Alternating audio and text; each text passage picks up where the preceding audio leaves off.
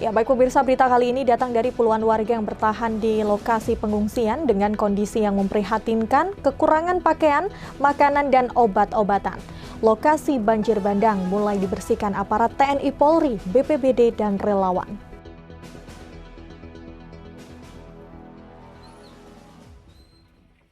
Puluhan warga bertahan di pengungsian dengan kondisi memprihatinkan, kekurangan pakaian, makanan, dan obat-obatan. Lokasi banjir bandang mulai dibersihkan aparat TNI Polri, BPBD, dan relawan.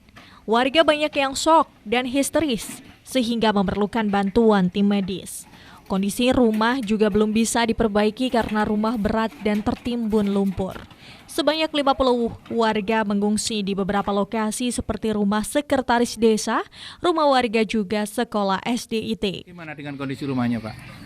Ya, kemasukan lumpur, rusak ya? Banyak ya, itu depan rumah juga sama banyak depan rumah. Terus gimana Pak ini dengan kondisi seperti ini? Tuntutan warga apa Pak? Ya tentunya sih nggak muluk-muluk ya, ini kan minta pertolongan dari pihak PT, soalnya ini kan bencana bukan dari bencana alam Pak, ini kan bencana dari PT, jadi kesalahan dari PT Cembungan itu. Jadi sebenarnya pas sorenya itu sebenarnya di TikTok itu udah banyak beredar video bahwa itu sebenarnya udah jebol, rembes, cuman kan dari pihak PT, kenapa kok nggak woro-woro ke warga Pak? Itu kan rekaman itu kan udah dari sore sebelum kejadian sekitar jam 7 kurang seperempat itu. Masa kok nggak ada woro-woro dari pihak PT? Ya harusnya kan woro-woro ke warga, jadi kan kita bisa siap-siap Pak. Ini sementara ngungsi Pak ini berarti? Ya ngungsi di rumah kakak. Rumah kakak. Kondisinya gimana? Kesulitan loh? Ya pokoknya intinya lumpur masuk ke rumah semua. Dua jenazah korban Warsilah 38 dan Syifa 10 tahun kelas 4 SD warga Wangandowo, Bojong, Pekalongan, Kamis pagi sudah dimakamkan. Kondisi lokasi masih penuh lumpur dan rumah kondisi juga rusak parah.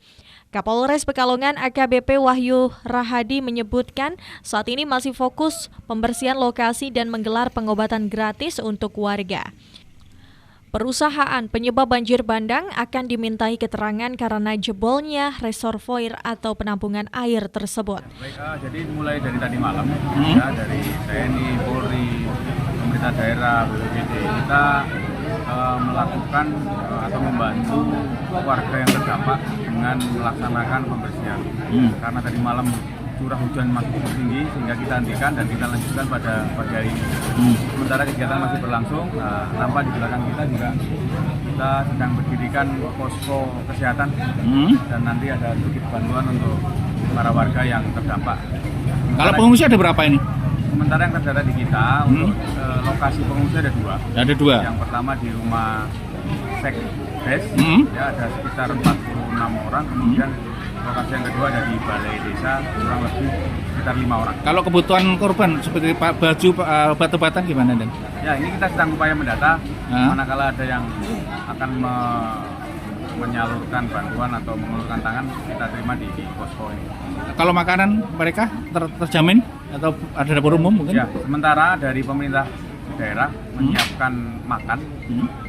Kita siapkan makan di luar, kita beli di luar, kemudian kita drop untuk masuk ke lokasi penampungan. Himbauan pada warga Dan karena masih hujan cukup tinggi. Himbauan untuk warga sebisa mungkin kalau memang menghindari kejadian lanjutan, kalau bisa sementara mengungsi ya tolong mengungsi lah daripada nanti terjadi hal-hal atau susulan banjir bandang. Apa akan mengundang dari pihak perusahaan karena ini jebolnya dari perusahaan itu? Iya, nanti akan kita panggil yang bersangkutan. Akan dipanggil ya.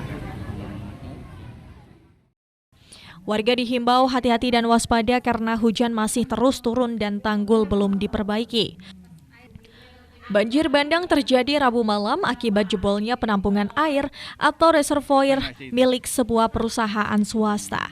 Puluhan rumah warga rusak parah dan tak bisa digunakan lagi.